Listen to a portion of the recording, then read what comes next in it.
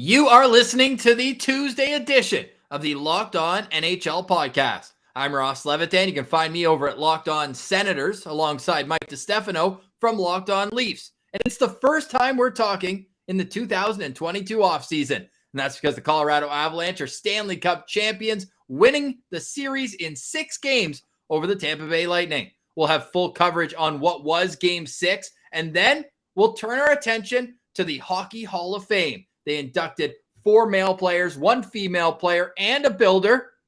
And I'm fired up, safe to say. Even Mike, who's got a soft spot for the Vancouver Canucks, I'm sure he's stoked on the 4 former NHL nominees. So we'll get into all that. Plus, to combine the two, how many future Hall of Famers were in this year's Stanley Cup Final? All that and more coming up on today's edition of the Locked On NHL podcast. Your team every day.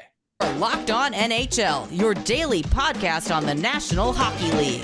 Part of the Locked On Podcast Network, your team every day.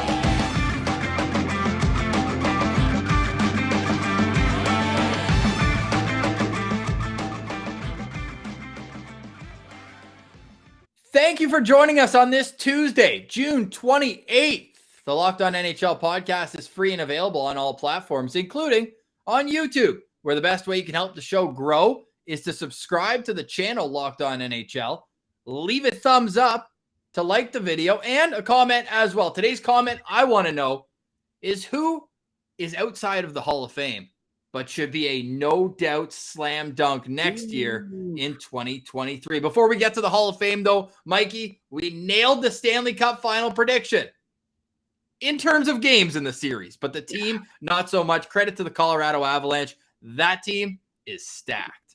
Yeah. We right about of games, wrong team. But dude, hats off to the Colorado Avalanche. They're the better team, hands down. They're the better team. They were so dominant throughout this entire run, but also like in the Cup Final. Like outside of game 3? Yeah, it was game 3. The first game in Tampa. Correct. Outside of that, honestly, all the rest of the games were pretty well in favor of Colorado, and like pretty convincingly too. So to have them go out and win a cup, Nathan McKinnon, he's going to have his name on the cup. Nazem Kadri being a Toronto guy, obviously I got a soft spot for Naz there, and it was so great to see him win a cup. And then biggest mic drop of them all, telling all the haters who called him a liability. And look, I'll be honest, man, like I was part of that group a little bit. I wasn't pushing him out the door, but I wasn't that. I didn't hate the deal when it went down, and I knew because of what had happened the years prior.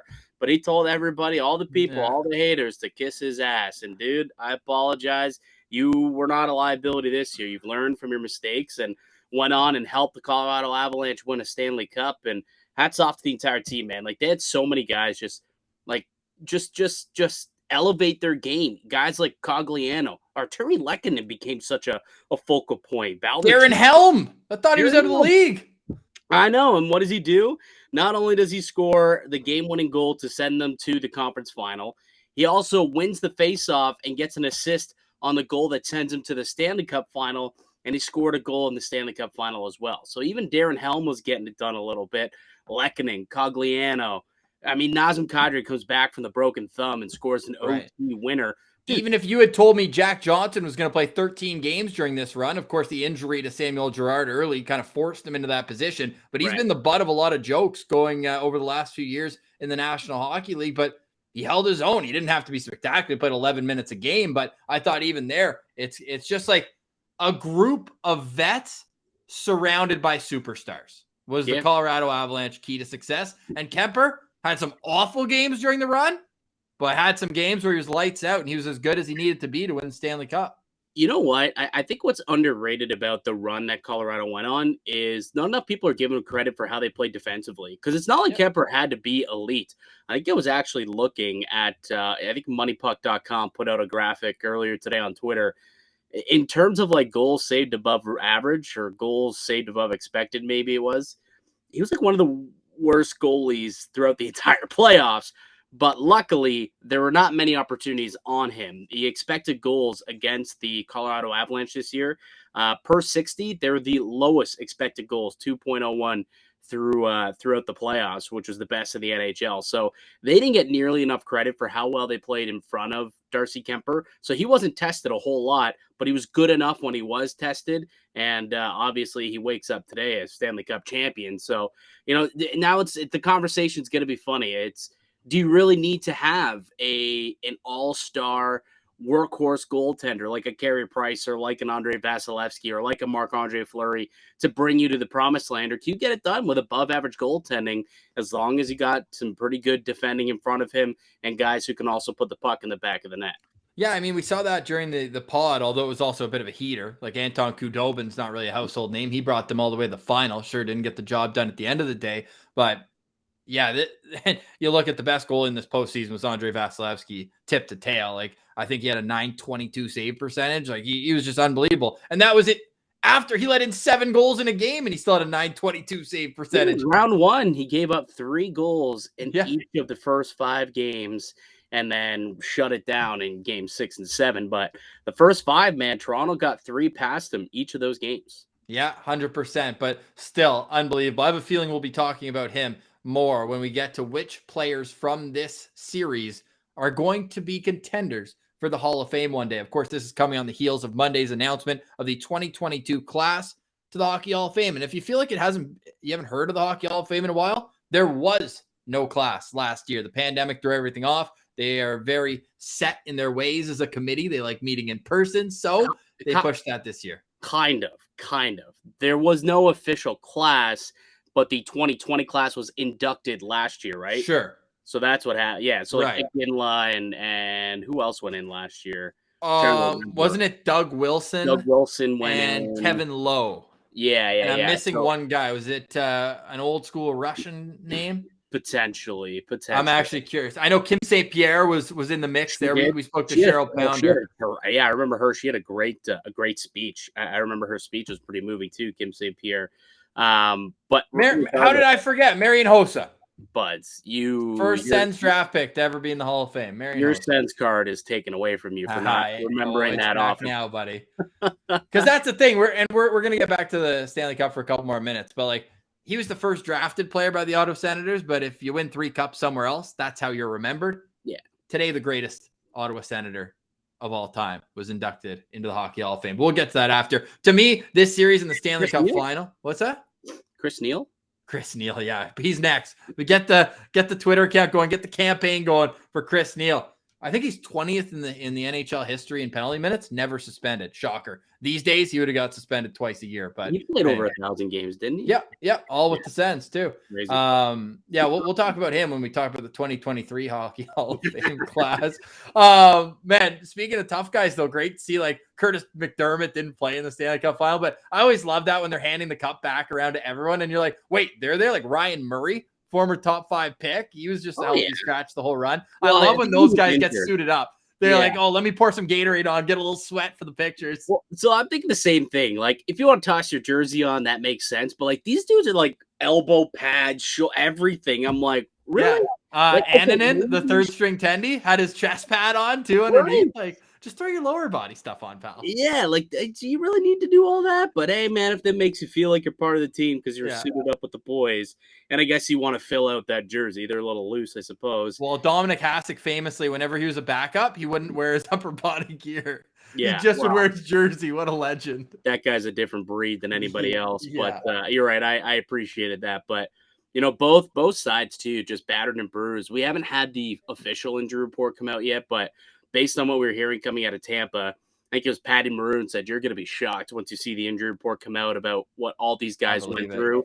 And then that was kind of echoed by Coach John Cooper saying something to the effect of, if this were a regular season game, we would have had half our roster out, and it would have been half a minor league roster who would have been playing for all the injured guys. That's how beat up that team was. Who was it that left and came back twice? I think it was in the Toronto series. Was that Stamkos? That left and came back twice? Like left with an injury, came back, left again. I know Nick Paul did it in the Stanley Cup Final, then scored a goal. That was sick. Yeah, I'm trying to think who that might have been. I know. Brayden Point tried to come back. Yeah, Braden Point did. It's escaping me right now. Yeah. I don't remember if Anyways, both teams though, like that's not an excuse by any Did stretch. you see Nichushkin's foot? Yeah. Yeah. See the so photo he posts in the Nichushkin- locker room. This guy, he knows he's about to get so much money. I love the poll you put out there as well. With who would you rather have, Palat or Nichushkin, going into their next contract? I think that's a really interesting There's one. a 53% said Nichushkin, 47 to Palat. That was a really tight. He's probably got a couple of years on him too. Hey, Palat's probably a couple of years older. Yeah, he does. But I mean, like just see, like both of them battled, man. Like both teams battled, and you can't help but feel a little bit for Corey Perry. That's 3 straight years this man's gone to a cup final and has finished as the finalist without being able to hoist it up. I know he won the cup back in 2007 with the Ducks. Oh, I forgot. He did? Yeah. He may have done that. I don't know if you recall. No, I must have forgotten something. Yeah, you may have forgot yourself there, but that line, by the way, was so nasty. They were all kids. It was Getzlaf, Perry, and Dustin Penner. Ridiculous. Oh, and they had like the ultimate checking line too, like Travis Rowan, Sammy Paulson, like Rob Niedermeyer. Yeah, that was like such a gross. May as well just fill out their whole roster. Andy McDonald, Chris Kunitz, and Teemu Solani was the top line. Like you want to talk about the guys on the back end, led by Chris Pronger and Scott Niedermeyer. I know, like they were on the ice the whole game. Even Francois Beauchemin. Ridiculous. Yeah, that team was destined to win a cup. Yeah. So, like, it's not, at least it's not, like a situation like Ray Bork, right? To go back to 2001, the last time that the Avs won it, where it's someone who's chasing, and then finally he gets a cup late in his 30s. He does have one, but it's still so unfortunate for that guy because the amount that he puts his body on the line, like you see his little worm. You see his worm move yesterday with the water bottle. Water bottle toss. Yeah. Honestly, like I appreciate that, man. Like, I love it. That's gamesmanship. He's such a little dink sometimes that I love it. But I do help but feel for that guy just because what he puts his body through to try and win his team a cup and just came up a little bit short. But you know what? The better team won. At the end of the day, the better team won, and I think they would have an opportunity to do it again next year. Like that's such a good team, man. Such a good team over there in Colorado. I know they got a lot of. We got the odds right now. BetOnline.ag. Colorado Avalanche open at 4-1 odds to win the Stanley Cup to repeat. You see who's second on that list there, pal? Tampa Bay Lightning. Oh, BetOnline. And then the Leafs are in a 3-way tie with Carolina and Florida. Look at that. I saw a couple other books that had the Leafs in second. So I thought perhaps maybe BetOnline. You laying any pipe on Arizona at 250-1? It's a really awkward phrasing to use. 250-1. I know. I saw that. It's a really awkward phrase to use. Is it? On a podcast. Laying pipe? Yeah, probably. A little bit. Well, you're throwing all your change on the table. Okay. Come on. We do have 2 more things we want to talk about this Stanley Cup Final, including Cale Makar. You say the best team won, the best player won the Conn Smythe. When's the last time a defenseman led the playoffs in scoring? Dude, I don't even remember. Like Bobby Orr, probably. I was maybe Paul Coffey. I was looking at it today. Like, they say, defensemen don't truly know what they are. You don't know what defensemen are until they're about 200 games in the league. You know that old cliche saying? Mm-hmm. Cale Makar hasn't even played 200 regular season NHL games yet. I'm sorry. He led the playoffs out of the teams that were in it because Draisaitl and McDavid still had more points in the playoffs. Which is insane. Yeah. Insane.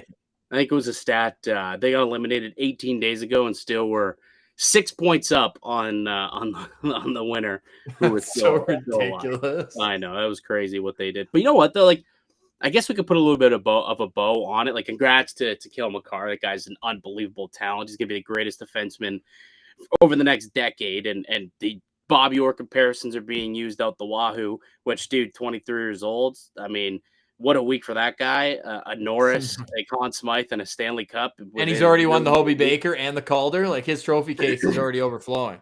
Yeah, exactly. It's unreal. And that guy's going to be a hell of a player.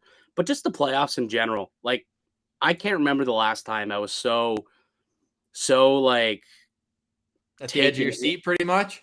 But from start to finish. Yeah, like 5 Game 7s in round 1. Dude, typically there's a bit of a lull. There was no lull, not through one round, not through one series, like nothing. There was always action, action, action. It was terrific from start to finish. And I really think that they did such a great job putting together a product in year one of the American TV deal. The amount of people I saw who don't typically watch hockey, who I saw tweeting about it, talking about it, getting involved online, getting involved in the discourse, turning the channel to watch Connor McDavid, to watch, Steven Stamkos and Cale Makar. It was insane. So, they did a hell of a job putting on a product. And I really think that the sport is in a great place with all the good talent. And say what you want about the lack of parity in the NHL. Right. It made for one hell of a playoff, because although there's a lack of parity from the haves and have-nots, when you get down to your top 16 teams, they all got it, and that's what made for great playoffs. And the best teams made it further and further, went down to the final two top teams in the NHL, and they battled for 6 games. We wanted a 7. We wanted a 7 so bad, but Colorado got it done. They closed it out in Tampa Bay, something Toronto couldn't do. And they got the best trophy in sports, the Stanley Cup, that took a beating last night thanks to Nicholas Aube-Kubel. Little trip. Guy. What an awesome photo right at the moment it hits. You see everyone just wide-eyed. And that's an elite photo. You have to go find it online. And to your point, like even the ones who are independent of ESPN and TNT, like the Pat McAfee show has 2.4 million followers. Their streams have like 50,000 people watching at a time on YouTube. Independent. They don't have to. They talk about the NHL all the time.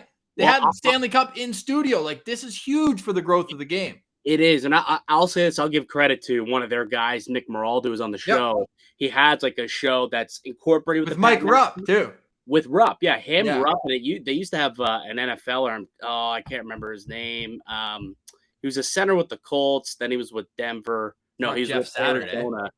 No, sorry. He's with Arizona. Aren't you a Colts guy? I know. I'm embarrassed that I can't come up with it. I'll think about it later. But anyway, he's been a big hockey guy. He's actually been on Locked On Leafs before, so I can call him a friend of the show. Friends don't know friends' names. No. Nick Moraldo. Nick. Okay.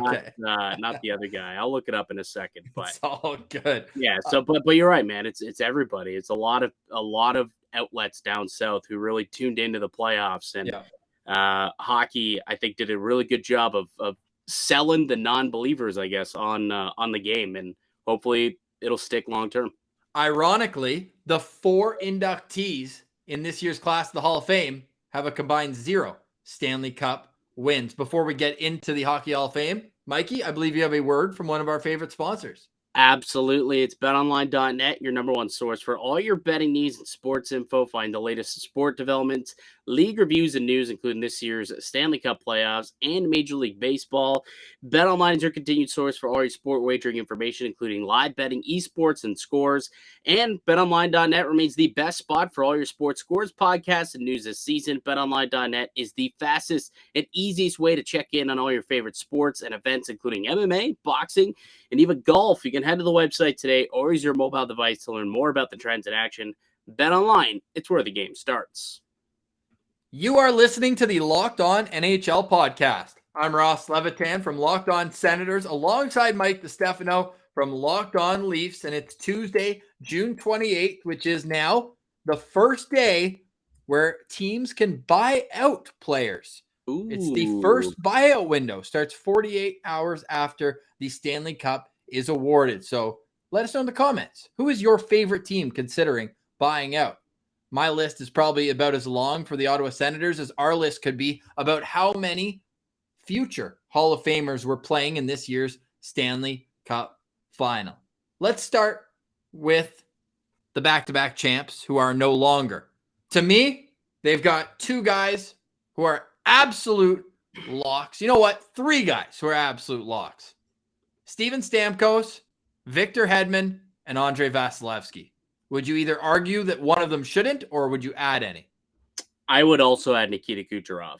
Oh, yeah, you think lock? To me, he's like, I mean, he didn't hit 30 points this year, but that would have put him in like elite company. He would have been one of only, I think, 4 players to ever hit 3 times 30 points in a playoffs. But well, he's only like one of 4 players to do it 25 twice. Oh, really? Okay. Yeah, sure. like he's already in that elite type of company. It's unbelievable. And I mean, the guy's still relatively young. Like he still has a couple more years to go. What he's he's still in his 20s. 100. Oh yeah, absolutely. He's like 28 or so. I want to say 29, maybe. Like he still has. I think he's 28. Like 2011 draft. Yeah, I think he was drafted Frankie Corrado's draft. We were looking into that the other day. He's second rounder, unbelievable. And then he came over that year and just destroyed the QMJHL. And you're like right away, you're like, wow. Well, so Tampa, funny enough, man, like they were taking swings on Russians at a time where teams were a little weary of it. Remember? Yeah, I mean, Vasilevsky in the first round, like a goalie and a Russian in the first round together. Yeah. Well, they got Stevie Y doesn't care, man. Same thing as taking Sider. The following year, they took Nemestikov earlier that year in the first round. So Nemestikov, and then they took Palat later on. Also in that same well, draft. He's Czech, but close. But still, I mean, they're just grabbing all these studs in these drafts. And but I would put Kucherov there. Dude, 128 points. That's like the most that we've seen in the Cap era, I'm pretty sure. If I'm not mistaken. You put him the inside track over Corey Perry and the longevity of his career? Dude, Kucherov's not done. Yeah, well, he's not done. I mean, he needs to have a couple more seasons, obviously. Right, of course. If he retired tomorrow, Kucherov's not going in. But all-time bad body language, though. You see him at the end of the game when the equipment manager didn't have a stick. Well, I mean, dude, what are you doing? It's just game. One job. You got one job, and it's to make sure that these guys have their equipment ready to go. I mean, gosh, get there like Bobby Hastings. Did you see that video that the Arkells put out of Bobby? Oh, Hastings? Literally like playing the piano. Like somebody goes on, he's got his finger on the stick right away. Yeah. He's literally playing the piano, the keys, the sticks like it's a piano. And you're sitting there, and he goes, I need a stick. And you can literally see the equipment manager just sitting there puck watching. And oh, no. And like runs over and tries to grab his stick. Kucherov threw his glove at him. It's like, dude, it's game 6 of a Stanley Cup Final. There's 30 seconds left on the clock. My stick is broken. Get me a goddamn stick. What are you doing, buddy? I don't blame Kucherov at all for that, man. I really don't. I'm blaming the equipment manager for not having his head in the game, dude. Like that's brutal. Yeah, brutal. But I think he projects to be a no doubt Hall of Famer in my mind if he continues at the pace that he's been at the last probably 4, 5, 6 years. Yeah, I think Corey Perry's probably in too, though, right? He's got that Rocket Richard. Doesn't he have an MVP as well? He's on the cusp for me. He really is on the cusp for me. And one other player, Braden Point. Yeah, I mean, to me, he's oh my god, dude, his resume is ridiculous. Corey Perry's resume, I forgot that he's a triple gold guy. He's getting in. I think he gets in. I don't know if he's first ballot. He's a quadruple gold guy if you want to count the World Cup too. Yeah. World Junior, World Cup, World Championship, Olympic Gold, Memorial Cup, OHL Championship, Stanley Cup, Hart Trophy, Maurice Richard, OHL MVP. Okay, I've talked myself into it. Corey Perry's in. Yeah, you're right. I think Corey Perry gets in eventually. I don't know if he's a first ballot guy, but he definitely gets in before Getzlaf, though. Yeah, I think so. Yeah. 119 playoff points. I'm not sure Getzlav's a Hall of Famer. Perry has 264 penalty minutes in the playoffs. Yeah. What a worm. Yeah, he's a stud. How about for Colorado? So McKinnon and Makar, the two guys that stick out to me, who I think will end up being no doubt first ballot Hall of Famers. The only other guy who I look at on that roster and I say, can he get there? Would be Mikko Rantanen. Really? I was going to go the other way. I was going to say Gabriel Landeskog. Yeah, I mean, both of them ideally. I guess they both could get there. Like if this really does become a legacy type of situation, like Makar says he wants it to be, right? He talked about, I want to end their dynasty and start our legacy, was a quote that he had made over the weekend. I think that yes, if they go on and they have multiple cups or multiple Stanley Cup Finals appearances and those guys continue to put up numbers and dominate, then I could see it. But I think Rantanen, to me, like Landeskog, Landeskog is such a great captain. He really, really is. And he's an awesome player. He's more of a two-way guy. But, like, I just can't help but look at Rantanen's body of work and, like, the numbers that dude puts up, and it's just unbelievable. Unbelievable. Something that's going to do well for Landeskog, though, is he was also named captain in his second season, and he just signed a 7 or 8 year extension. He could end up as, like, one of the top 3 longest serving captains of all time. Yeah, but that's not gonna. To me, that's not Hall of Fame worthy. That's like number. I just did this, and this could be a good transition into last year. I did this, or this year, sorry. I did this exercise because Daniel Alfredson's top 5. Everyone in the top 5 is in the Hall of Fame. Top 5 for what? For longest serving captain, it's Yzerman, Sakic, Ray Bourque, Sidney Crosby, first ballot. Dick Clapper, who I've never heard of, but he's in the Hall of Fame from the 50s. Daniel Alfredson and one other guy. But those guys are all in a different... Oh, Mario Lemieux is the other one. Yeah, like those guys are different territory. I mean, strip away the C, they're making the Hall anyway. I don't think the captain was what gave them the Hall of Fame, right? Where you're calling this as one of the things that should prop him up. I think that's just something you say is, oh, and he was also one of the longest serving captains. You know what I mean? So I don't know. That'll be a long journey, I think, for Landeskog, because he won't be the focal point on that team at any point. And, you know, he's not a guy who I envisioned to score 1,000 points in his career. How about 22 points in 20 games, though, this postseason, man? He was humming. Yeah, he had a hell of a postseason. He really did. But I don't know, man. Like I said, both he and Rantanen are like on the fence. We'll see. They need to do a lot more. They're certainly like not close to it right now, but if they continue to do exactly what they've done for the next decade, potentially, or at least like 6-7 years, I guess. But potentially they could get in there. That's probably it. Well, now he's got that shiny Stanley Cup, although it didn't seem to matter this year. Let's get into the 2022 class right after a quick word from some of our favorite sponsors. All right, you're listening to the Locked On NHL podcast here. It's June 28th. The buyout window is open. So let us know in the comments who your favorite team is and which players you hope that they say, yeah, thank you, but no thank you for your service. And you are officially a free agent because we see them every year. And I think this year with the flat cap, we're going to see a few surprise buyouts as well. I know that there's a couple players in Ottawa that I would certainly have on that list. What's interesting, too, there's some 1/3 buyouts. That's a really interesting clause. So, don't be surprised. Don't be surprised if Colin White is bought out of his contract. Only costs the team $800,000 a year, so it's like one entry level contract. You make it 4.75. Career high 40 points as a rookie and hasn't got past 20. Sure, injuries and stuff has played a role there, but he was the only guy still on the Sens when Daniel Alfredson was working the front office. Of course, there was a big social media push to get Daniel Alfredson into the Hockey Hall of Fame, and it worked. Not only him, but it was Daniel Alfredson. It was Daniel Sedin, it was Henrik Sedin, and Bobby Lou Roberto Luongo. Let's start with the Tendy. I'm a goalie-friendly guy. You have an affinity for the Vancouver Canucks as well. Make the case for him. Why is Roberto Luongo not only a Hall of Famer, but a first-ballot Hall of Famer? Same with the Sedins. Well, first and foremost, I mean, he's right up there. I think he's, third in all-time wins in the NHL. He's right up there when it comes to shutouts. He had so much, success just overall. Won a gold medal for Canada at the 2010 Olympics. Saved Canada at the 2010 Olympics. Absolutely, yeah. Marty Brodeur came in as the starter, and then they pivoted quickly to Luongo after losing I think they lost to the Americans in the qualifiers, if I'm not mistaken. And then they said, let's see what Bobby Lou can do. And, led them to the gold medal. So pretty good pivot there. But yeah, 489 wins in his career, 77 shutouts. The guy was just like unbelievable. And like for a majority of his career, he was also on like trash teams. So I know that like people don't like to look at wins because it's more of a team stat than it is a goalie stat.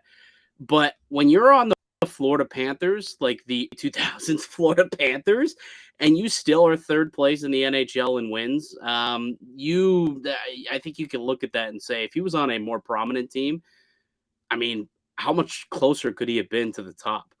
You know what I mean? Like, obviously, his time in Vancouver was spent, and they had great success going all the way to the Cup Final, winning a President's Trophy. They had many years where they were fantastic. But, like, the guy's got a Vezina, He didn't win a Hart, but he's got a Vezina trophy, if I'm not mistaken. Did he win the Vezina that year? I've got that pulled up right Actually, here. no, he did not win a Vezina. Now that I look at it, he was second. His first season in Vancouver, he was a runner-up. And then he was third in the year that Vancouver made their run, but they won the Jennings Trophy. So they won. He was also a finalist for the Hart Trophy in 06-07.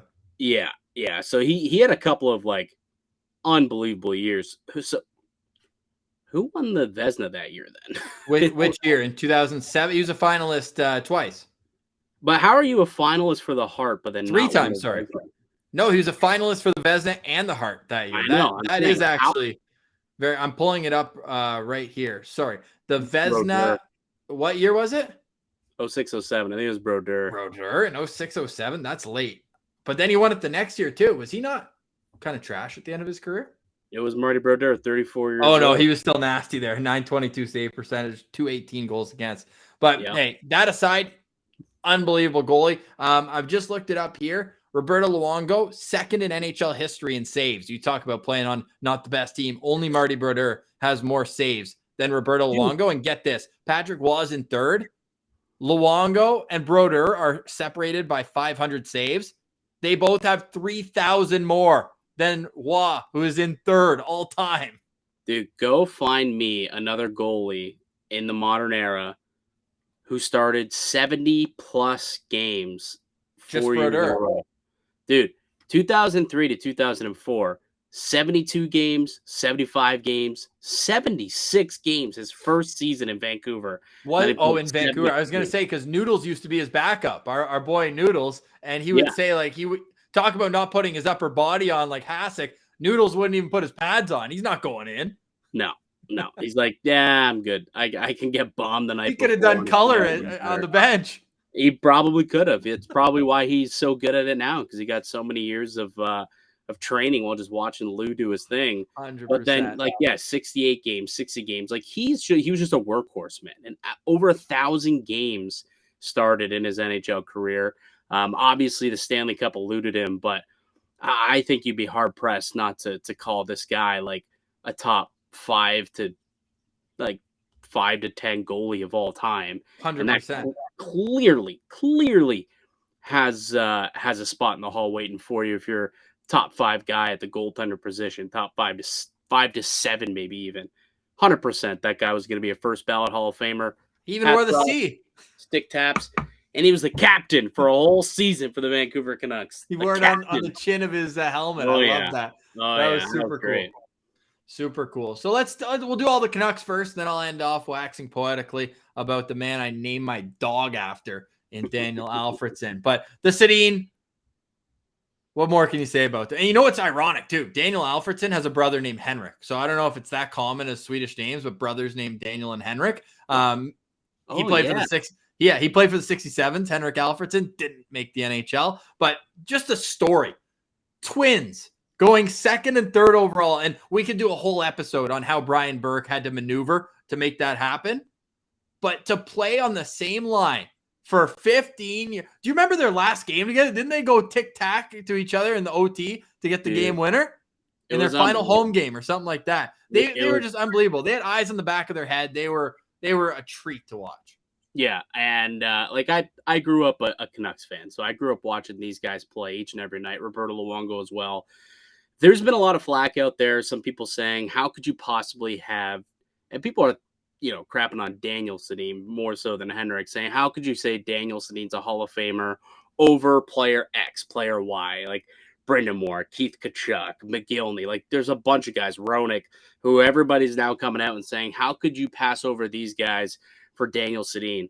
If you thought for 1 second that the Hockey Hall of Fame was not going to put both of those two guys in there together in the same year, you're high. Absolutely high. Especially with Brian Burke on the committee. Is he on the committee? Yeah. And 100% he was vouching for his guys. 100%. But I'm going to tell you why I think that they are undisputedly Hall of Famers.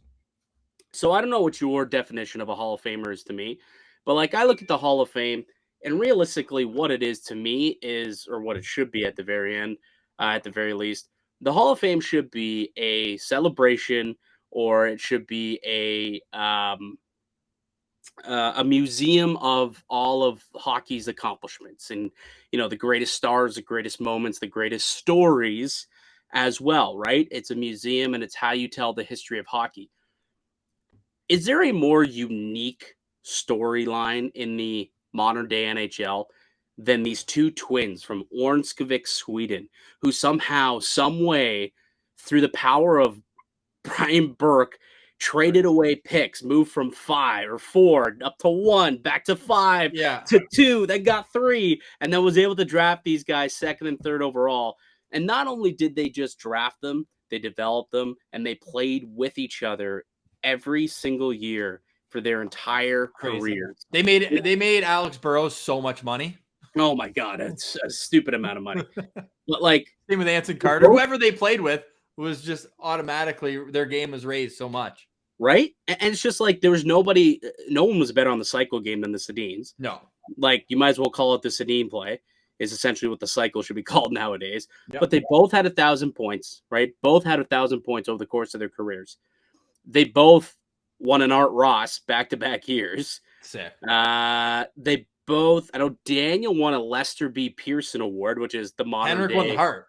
Yeah. So, but the Lester B. Pearson's the modern day Ted Lindsay. The Correct. guy won the Ted Lindsay as the greatest player that season. Voted by the players. And you're going to sit here and tell me that he spent 1 year as the greatest player on the planet in hockey, and he's not worthy of a Hall of Fame? Where is Jeremy Roenick's Lester B. Pearson Award? Where is Brindamore's Lester B. Pearson Award? Okay, so that's just one season where there was just complete dominance, that there needs to be some respect on that. But as a career, man, the story of the Sedins, I think, is one of the most unique stories in hockey history. And for those two to get drafted, play together, have as much success as they did together, retire together, all with one organization, to me is special, and a story that should be shared and be put down and should be recognized and remembered through hockey history. And that's what the Hall of Fame is for, right? To remember the history of the game. It's a museum for the history of the game. And to me, you can't talk about hockey in the 2000s without talking about this great story of these two twins who terrorized the league for a decade and a half. Did they win a cup ultimately? No. They did win a gold medal, and it's the Hockey Hall of Fame, not the NHL Hall of Fame. So they do got a little bit of hardware that they have for themselves.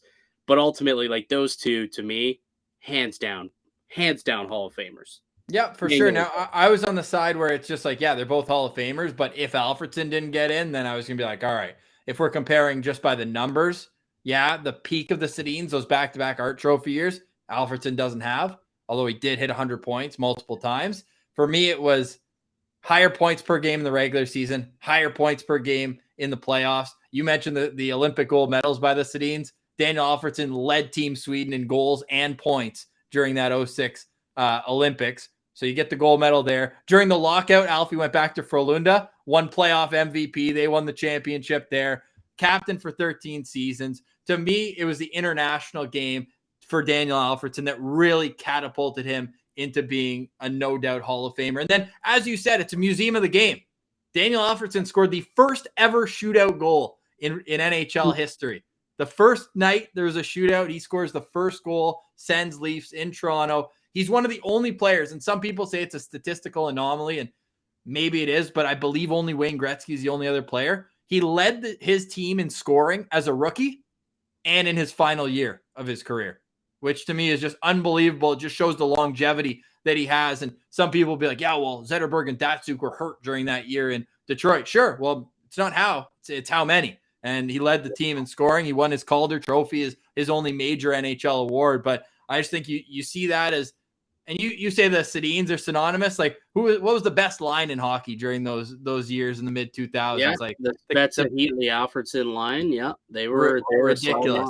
Would you say they were called the pizza line? Pizza, yeah, because every time they scored 6 goals at home, or it was 5 goals, everyone in the rink would use their ticket stub and get a free slice of pizza, cardboard, but that's a story for another day. But they did it so often they had to push it to 6 goals instead of 5 because they were putting them into bankruptcy. The other note that I did, and there's a great account here, Alfie to the Hall, is just put together by a couple fans who really wanted this. And I mean, all Sens fans do, because again, it's a museum, and this guy leads the franchise in games, goals, assists, shorthanded goals, game-winning goals, power play goals, anything. This guy was the leader. He brought them. So you want to hear a great stat? Likey, in years that Daniel Alfredson has not been on the Senators, they have a 29-year history, minus the lockout year. So out of 28 years, he has not been a part of the team for 8 of them. They've made the playoffs twice. Two out of 9 years. With him, 13 out of 14. Like when he's on the team, they're good, and when he's not, they've been awful. So that goes for him. And then you look at the leadership. I mean, the Mark Messier Award I can see is kind of just like not as prestigious as the other ones. It's just kind of handed out. He also did, though, win the King Clancy, which I love, the humanitarian award. He was one of those guys that spoke up for mental health. So do the Sedins, by the way. They won them together, actually. Interestingly enough, I think one of them has 2, but then the second year they just gave it to him together. I'm convinced they still sleep in bunk beds. Like everything they do is just together. Well, not good, not bad, just neutral. Everything they do is together. But Alfordson was management too, and out in Vancouver still. Oh, 100%. If Alfredson ran for mayor of Ottawa, let's put it this way, he would probably get a majority. Like this guy can't do any wrong in the city of Ottawa. He's been awarded the key to the city, all that, but. It's unbelievable for the city of Ottawa to finally see one of their own go in. Obviously, like I said, Hossa doesn't really count, although he was a Sens draft pick. It's just he is Mr. Ottawa Senator. Like he is the guy for the organization, the first number to be retired in Ottawa. 100 playoff points is a pretty nice round number for him. Always stepped up in the biggest moments. Scored the goal that sent Ottawa to their first ever Stanley Cup Final.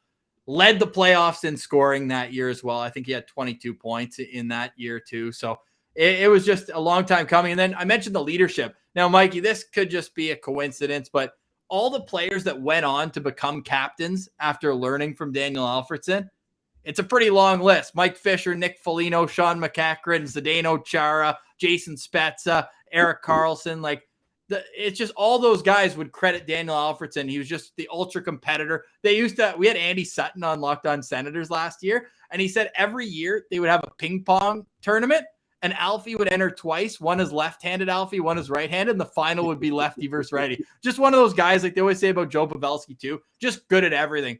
Scratch golfer, just like whatever this guy did, he'd be elite at. So the next step is hopefully getting him back into the organization.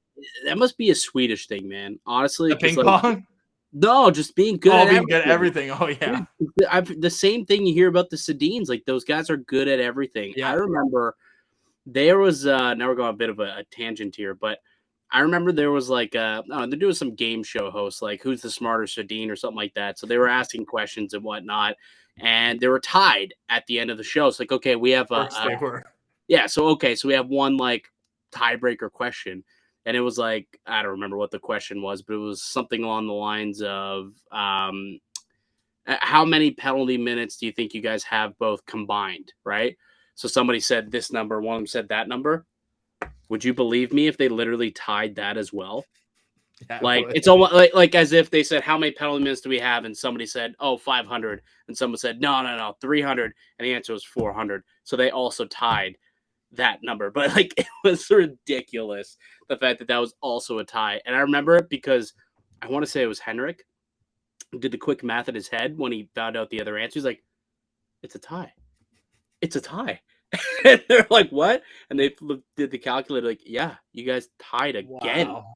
And they're like, okay, it's a tie. You guys are equally genius. I remember that video very vividly. It was very funny. Funny video. My last stat for Daniel Alfredson is only 27 players in NHL history have a 7-point game, and he's one of them.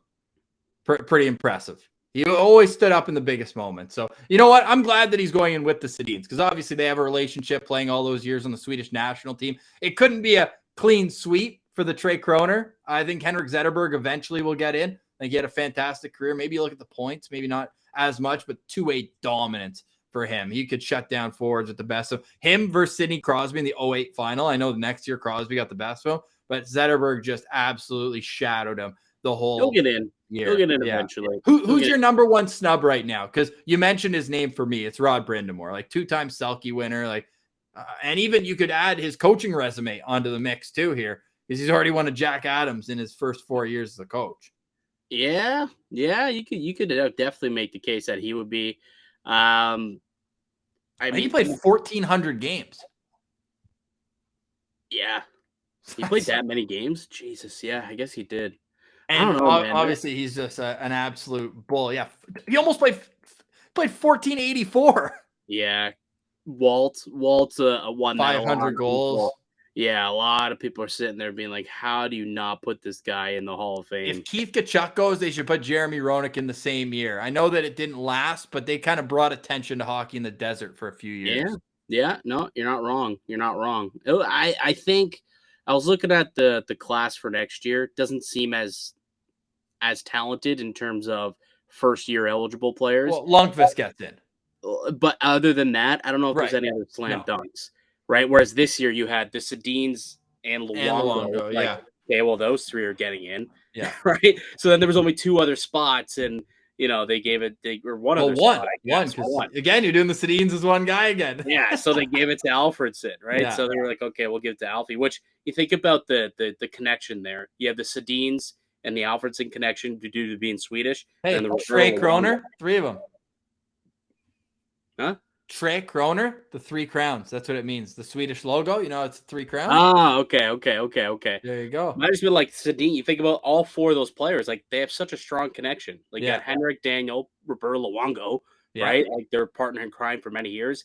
And then their countrymen in Daniel Alfordson. Like Daniel Sedin, the only guy who never wore the C. Yeah. It's so funny that Luongo was a captain. Yeah, that is very, very true. But Justin Williams, that's the last guy I got to ask you about, because he's first ballot next year. Like, he's such an interesting case because clutch to an absolute highest end, but not even 800 regular season points. He's not first ballot for me, but I think eventually, he gets in a week year. 3-time champ, once with Carolina, twice with LA. Yeah, that makes sense. But I mean, like Mr. Game 7. Yeah. And it goes back to my point that I was nickname. Possibly one of the all-timer. Yeah. But it goes back to the point that I was making with the Sedins, right? Like it's hockey's history, and Mr. Game 7, Justin Williams, that's part of hockey history. You know 100%. What I mean? So I think eventually he does go in, and it's for that reason. Not to say that he was a better hockey player than some people who don't get in. Like, Justin Williams was not as good a hockey player as Rob Brindamore, wasn't as good a hockey player as Alexander McGillney or Roenick, but that Mr. Game 7, the clutch ability that he had, the clutch gene, it's just, I think it's something that should be honored by the hockey gods and put into the Hall of Fame for that. I just think like having a plaque that says Mr. Game 7 on it would be amazing. Yeah, no, I think so too. 100%. Any final thoughts on today's show, Mikey? We covered a bunch. Oh, we did, man. We covered a whole bunch of stuff. No, you're not. How about some stick taps? No. How about some stick taps actually before we go for the Hamilton Bulldogs winning in overtime? So we've got Hamilton Bulldogs against St. John Sea Dogs Wednesday night, tomorrow night in the Memorial Cup Final. Ooh, that'll be good. Good little matchup there. Who do you got? I think I like Hamilton. You know what, though? St. John's impressed me because they're the host, and they lost in the first round. So they didn't play for like 2 months, but they've stepped it up. They've been unbelievable. They kind of got a little Windsor Spitfire vibe to them, because they loaded up. They thought they were going to be an absolute wagon, and they just got upset in the first round. Remember the Spitties that happened? The exact same thing happened to them. They were the host team. They got eliminated back in 2017 in the first round. They may have lost to London, and then they ended up hosting it and beating Erie, who were the OHL Cup champs, and beating Erie to actually win the whole damn thing at home after a long layoff. So St. John's can do the same thing, except St. John's fired their coach. They got a new coaching staff, which is interesting. They got super interesting. That guy is so cool. Do you hear him after the game? He's so East Coast. Oh, that's either Lady Mo. He's talking about momentum. It's either Lady Mo or the Winnipeg Jets again. what I assume that was a joke, but I thought that was hilarious. But if he gets, I mean, it probably takes your name out of the mix if you're about to get hired. It's like, what? We can't trust this guy with, that's true. Some information, but still hilarious. Yeah, it's a good joke. It's a good joke nonetheless. Yeah. No, fun show, buddy. And you're not going to be here next year or next week. Yeah. Maybe we'll get you Pilsy. I don't know. Sean's going to figure it out. But you guys enjoy the draft, man. I love the draft. I'm jealous that I won't be able to be here, but we'll break it all down. Next time we talk, will be the day before free agency opens. So we'll have a nice little preview of that. Yes, guy. Yes. Oh, yeah. Guy. All right. For today, we say goodbye. Thanks for making Locked On NHL your first listen of the day. For your second listen, tune in to Locked On Leafs with Mike DiStefano or Locked On Senators with myself, or check out Locked On Avalanche. Those guys were absolutely buzzing after their team took home the Stanley Cup. So stick taps to the Colorado Avalanche. Well-deserved, their first championship since 2001. And it's officially the off-season. For Mike DiStefano, I'm Ross Levitan. This has been the Locked On NHL podcast, your team every day.